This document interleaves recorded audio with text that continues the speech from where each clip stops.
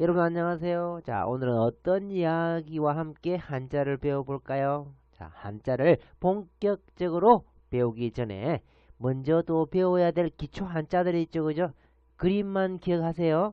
자, 이 그림은 어떤 누군가가 지금 거물을 당기고 있죠? 거물을 당기고 있는 거물의 뜻, 이렇게.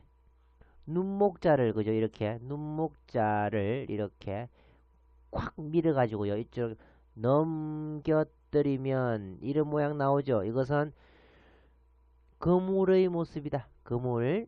자, 그 다음 여기에 있는 것은 그죠? 점 하나를 더 찍으면 움직이는 받침대 맞죠? 뭐 마차라든지 술에 사용했죠. 근데 이 점을 없애고 그냥 이게 있으면 움직이지 않는 받침대, 즉 동상 받침대로 하면 되겠죠. 자, 오늘의 주인공 장선비 나왔습니다. 장렬하게 살아가는 그 장선비 이야기입니다. 책 제목은 토끼와 입을 맞춘 장선비. 왜 하필이면 토끼와 입을 맞춰 가지고요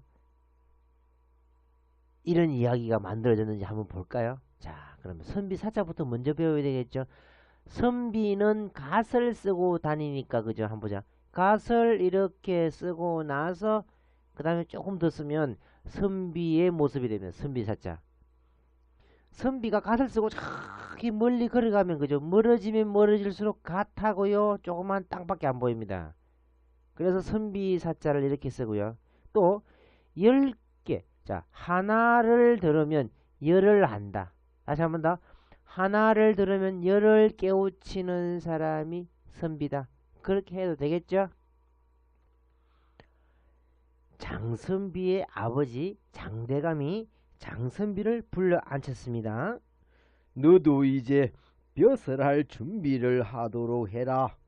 내 나이 15이니 뜻도 세우고 현명한 선비들과 인연을 맺어 좋은 이야기를 많이 나누면서 내년에 있는 과거 시험도 준비하도록 하여라.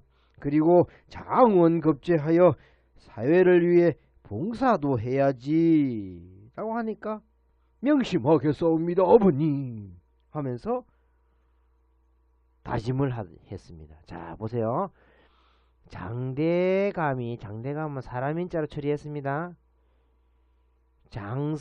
장선비에게 벼슬을 하라고 합니다. 그래서 벼슬 사자. 또 벼슬을 하여 사회를 위해서 사회를 섬겨라. 다른 사람을 섬기라 할 때 섬길 사자가 됩니다. 그러면 사회를 위해서 뭐 하라고 했습니까? 봉사하라고 했죠. 그래서 봉사할 때 사자를 이 한자를 사용합니다. 나이가 15이다 라고 했는데 한 30은 돼 보이죠, 그죠? 자, 다음으로 넘어가겠습니다.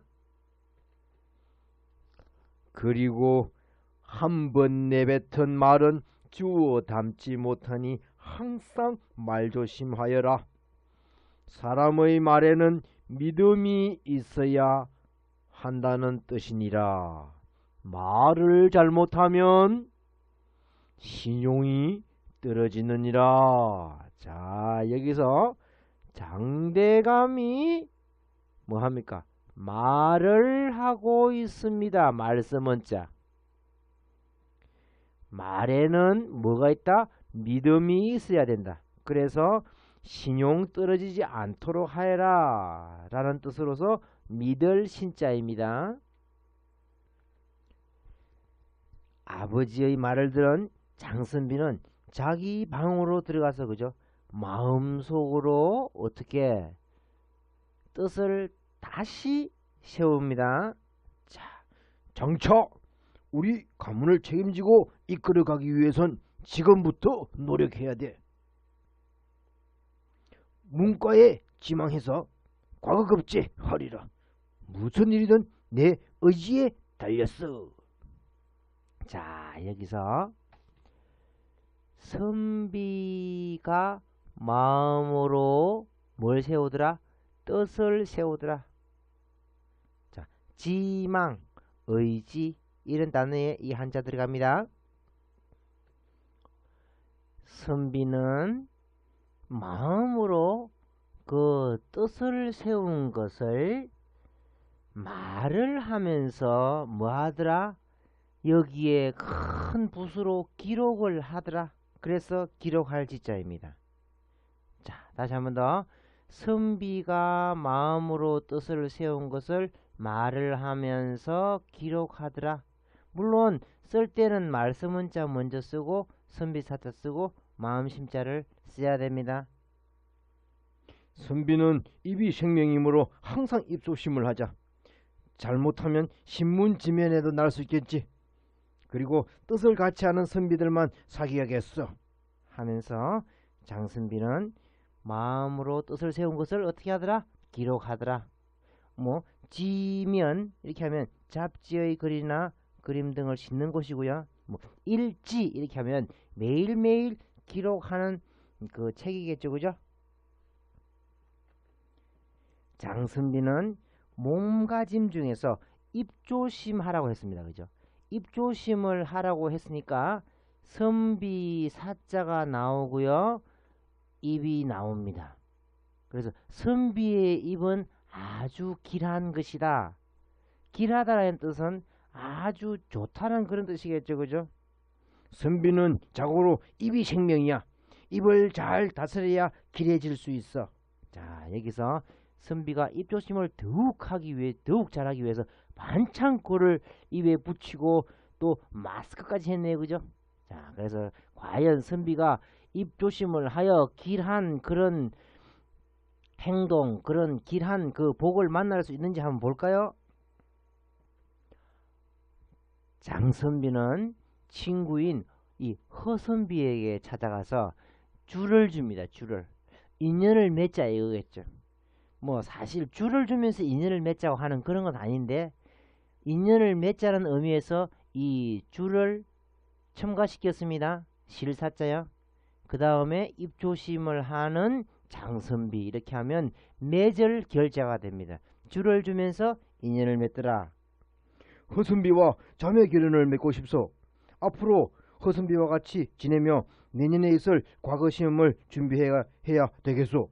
자, 여기서 친구인 허선비와 자매 결연을 맺다. 자, 결실이 있다. 이것도 마찬가지 열매가 맺히는 거니까 맺을 결자를 사용합니다. 장선비는 허선비와 자매 결연을 맺고 집으로 돌아오는 길이었는데, 사냥꾼에게 쫓기던 토끼 한 마리가 그만 장선비의 품속에 쏙 들어오고 말았던 것이에요. 그런데 그때 그만 선비의 입과 토끼는 귀가 이렇게 생겼죠, 그죠? 토끼의 입잇으로 부딪히고 말았던 것이에요. 입조심을 그렇게 한다 조심해놓고 그만 짐승의 입과 부딪혔으니 이거 난리 났지 않겠습니까, 그죠? 그래서 어떻게 맥박이 뛰는 모습 많이 촌자, 그죠? 맥박이 뛰는 모습, 맥박이 콩콩콩 뛰고 있고 어디 뒤에 숨었다? 나무 뒤에 숨었다. 그래서 이 복잡한 글자가 나무 숫자입니다. 한번 다시 한번 써볼까요? 나무가 있죠, 그죠? 그 다음에 선비의 입, 토끼 귀가 나오고요. 그 다음에 마디촌자, 심장이 콩콩콩콩, 맥박이 콩콩콩콩 뛰더라. 그래서 나무 뒤에 숨었다는 것을 강조해서 나무라고 했습니다. 그러니까 수목, 뭐 수림 이런 거 다 나무 숫자를 사용하는 거예요. 선비와 토끼는 서로 붙은 입을 떼고 무사히 도망쳐 왔다는 사실에 서로 활짝 웃으며 기뻐했습니다. 잘 보세요. 이렇게 안고 마주 보고 있는 것이 아니라, 그죠? 안고 있으면 어떤 모습이 나오느냐? 그냥 이게 사진 한 장면이나 생각하고 쓰면 됩니다. 선비의 입이 나오죠. 그 다음에 토끼 귀 나오고 토끼 입 나옵니다. 그러면 이것이 뭐냐? 기뻐하는, 둘 다 기뻐하는 모습이니까 기쁠 희자가 됩니다. 그래서 희비가 엇갈리다, 히히 낙낙 이런 단어에 이 단어가 들어갑니다. 선비님 정말 고맙습니다. 선비님이 아니었다면 저는 사냥꾼에게 잡혀 죽고 말았을 거예요. 무사히 도망쳐서 정말 기쁘구나. 자, 그래서 서로 안고 이렇게 있으면서 기뻐하는 모습에서 기쁠 희자가 만들어졌던 거예요. 집으로 돌아온 장선비는, 자, 장선비는 무엇을 이렇게 수건을 하나 덮어놓고요. 그 다음에 밑에 있는 이게 제기죠. 제기 두 자를 이렇게 썼습니다. 제기를 앞에 두고, 이 제기는 뭡니까? 제사 지낼 때 사용하는 그릇이죠. 무슨 각오를 했길래 이 제사 지내는 그릇을 앞에 두었을까요? 앞으로 남은 것은 오직 하나, 죽음밖에 남지 않았어. 선비의 신성한 입을 짐승의 입과 입맞추었으니 이 모든 것이 끝장이야. 내가 죽고 난 후에는 이 제기만이 나의 영혼을 달래주겠지. 여기서 선비가 그죠? 제기를 앞에 두고 오직 하나 죽음밖에 남지 않았다.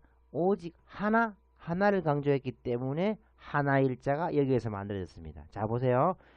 선비가 그죠?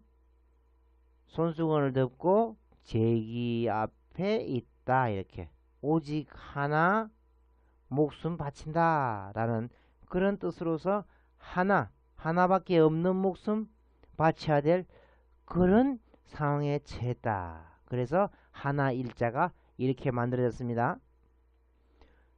결국 토끼와 입을 맞췄다는 소문이 온 동네 다 퍼지고 말았습니다. 자, 그래서 자기의 죗값을 치를 돈을 선비의 몸이지만 직접 벌겠다고 나서는 것이었어요. 자, 보세요. 선비가 그물이라 했죠, 그죠? 조개를 담아서 뭐하고 다닌다? 팔러 다닌다 이겁니다. 다시 한번 더. 선비가 그물에 싼 그 조개를 팔러 다닌다. 그래서 팔매자가 만들어진 것이었어요. 조개 사세요. 조개 사세요. 방금 바닷가에서 건져온 싱싱한 조개입니다. 조개 사세요. 선비의 몸으로서 어떤 장사를 하고 있으니까 모두들 이상하게만 보았습니다. 그러나 그 사정을 안 사람들이 하나 둘 조개를 사주기 시작했어요. 자, 그래서 얼마나 돈을 많이 벌었길래 이렇게 줄을 그죠? 이렇게 돈에다가 끼고 있죠. 옛날에는 돈에 구멍이 나 있었죠. 이렇게 상평통보라고 있는 돈입니다. 자, 다시 한번 더. 선비가 그물에 조개를 싸서 팔고 있는데 그게 워낙 잘 팔려서 돈을 끼는데 줄을 서로 이을 정도였다. 이렇게 줄을 실사자. 물론 실사자부터 먼저 써야 되겠죠. 그죠? 연속적으로 하는 그런 단어에 쓰겠죠. 그죠? 뭐 속출하다, 계속 연속해서 나오다라는 그런 뜻이죠. 장선비는 조개를 팔면서도 매매하면서도 내년에 있을 과거 시험에 열심히 과거 시험을 위해서 열심히 공부하는 것이었어요. 하늘천 떠지 건물현 누루항 지부집주 이렇게. 자, 다시 한번 해볼까요? 글을 읽으면 이렇게 말씀 원자가 붙어 있어야 되겠죠. 그죠? 하나의 말이니까. 그죠? 그 다음에 선비가 그물에 조개를 싸서 팔고 있는 모습, 조개를 팔면서 말을 하더라 이거죠. 그래서 말하는 것이 그 글을 읽는 것이니까 읽을 독, 뭐 독서라는 그런 단어에 들어갈 수 있습니다. 책을 읽으면서 조개를 팔고 있던 선비가 안타까워 보이던지 어떤 상인이 그죠? 통째로, 자, 통째로라는 것은 이 거물과 조개를 통째로 사주더라. 그래서 이것은 살매자입니다. 자, 선비 사자가 붙어 있으면 팔매자고요. 선비가 팔고 있으니까 그 선비 사자가 없어지면 살매자입니다. 그래서 통째로 사주는 것이기 때문에 사다의 뜻입니다. 그래서 매매 하면요, 팔고 사고, 팔고 사고, 이런 식으로 매매라는 단어가 형성됩니다. 자, 장선비에게 조개를 사간 이 상인은 어떻게 장사하는지 한번 볼까요? 그물에다가 이렇게 한 번에 많은 조개를 담은 것이 아니라 바구니에, 그죠? 뚜껑 있는 그 바구니에 조개를 담아서 팔고 있습니다. 다시 한 번 더. 뚜껑 있는 바구니에 조개를 담아서 팔고 있고요. 옆에 지나가는 그 아주머니가 이 조개 얼마예요? 라고 물어보니까 값이 얼마예요? 라고 물어보는 데서 값 가짜입니다. 이 조개 얼마예요? 5냥이에요. 조금 전에 선비께서 산 조개는 2냥이면 됐었는데 가치의 희소성이 가격을 결정한다는 거 모르어? 내가 다 샀으니까 이 시장에는 조개 여기밖에 없어요. 안 살려면 다른 데 가요. 이런 식으로 값을 뻥튀기 해서 엄청나게 올렸습니다. 그죠? 그래서 값을 올렸다 또는 값이 얼마냐고 물어보니까 값 가짜입니다. 뭐 가치 할 때 이런 단어 사용하는데, 자, 가치에서 한번 보세요. 옆으로 한번 조금만 당겨볼까요? 여기에 값치자 기억나십니까? 자, 한번 크게 한번 써볼게요. 이렇게 쓰고 이렇게 쓰고, 이것이 무엇입니까? 문익점이가 가져온 목화시, 곧게 세워서 가져온 목화시 곧을 직접 기억나십니까? 그 문익점이 아내가 목화시는 정말 가치가 대단하다라고 말을 하죠. 그래서 값치자, 값가짜, 값치자 둘 다 배웠습니다. 이렇게 배운 한자들 하나하나 그림 연상하면서 복습을 하면 한층 공부가 더 잘 되겠죠. 그죠? 자, 온 동네에 선비의 몸으로서 장사도 하고 또 토끼의 입과 부딪혔다는 것도 알고 그 소문이 아버지인 장대감에까지 흘러갑니다. 그래서 그 선비는 어떻게 하고 있습니까? 고개를 숙이고 있죠. 벼화자에, 그죠? 고개를 숙인 나무가 벼니까 이것은 고개 숙이다 이 뜻이죠. 그래서 고개 숙인 그 선비의 모습이죠. 그죠? 고개 숙인 그 선비. 그래서 간사하다고 뭐라 하니까 간사할 임자로 사용됩니다. 고개를 숙이고 다니는 그 선비가 간사하다고 말을 듣더라. 그래서 간사할 임입니다. 내가 너를 믿고 모든 것을 맡겼는데 실망을 시켜도 유분수지. 우리 집안의 막중한 임무를 지니고 있는 놈이 토끼와 입을 맞추고 시장바닥에서 장사를 해? 자, 여기서 장대감이 고개 숙이고 있는 장선비에게 임무를 맡겼다. 맡길 임자입니다. 자, 그래서 임무할 때 이 임자가 들어가겠죠.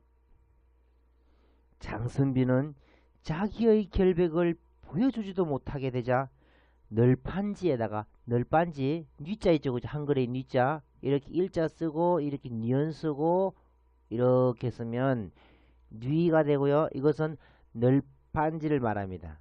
널판지에 자기의 안타까운 그 사연을 일일이 적어서 이렇게 큰 높은, 이렇게 굉장히 높은 이 절벽 꼭대기에서 이렇게 바닷가로 몸을 던져 뛰어내립니다. 장렬하게 죽음으로써 나의 결백을 밝히겠노라.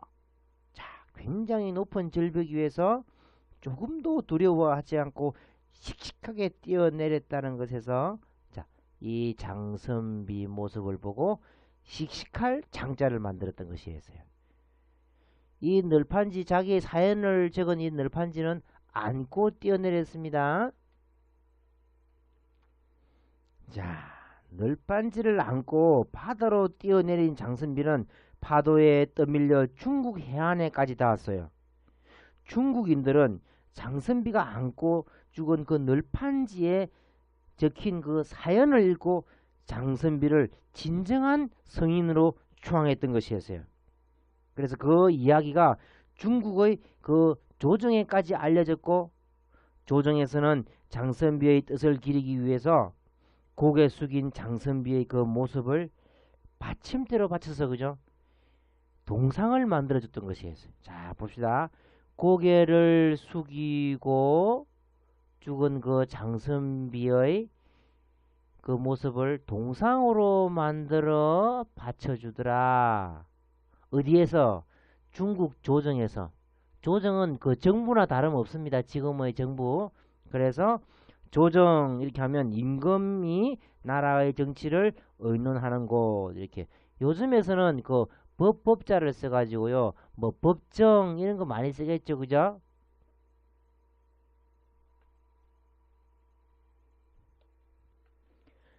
결국 장선비의 사연은 중국 사신을 통해서 조선에까지 알려지게 되었습니다.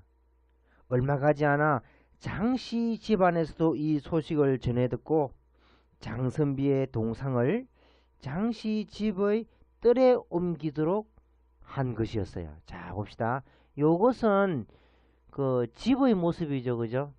그 다음에 고개 숙이고 있는 장선비의 그 동상을 어디에다가?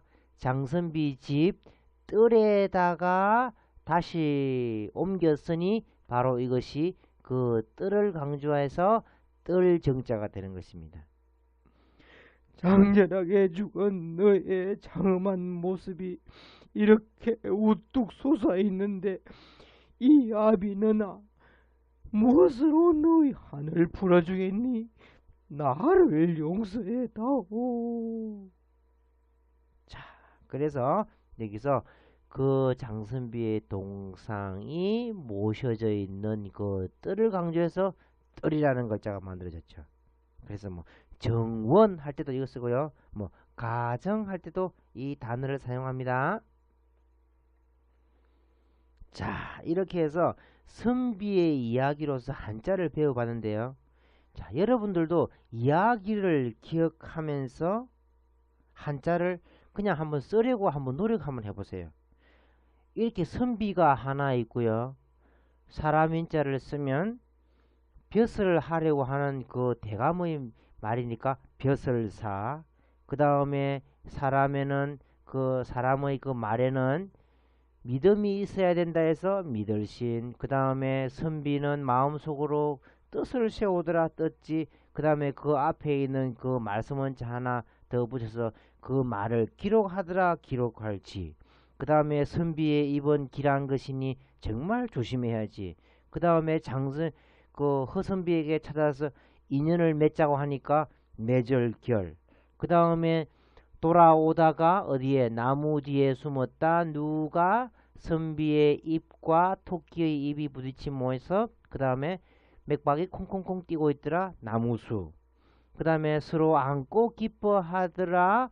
기쁠희.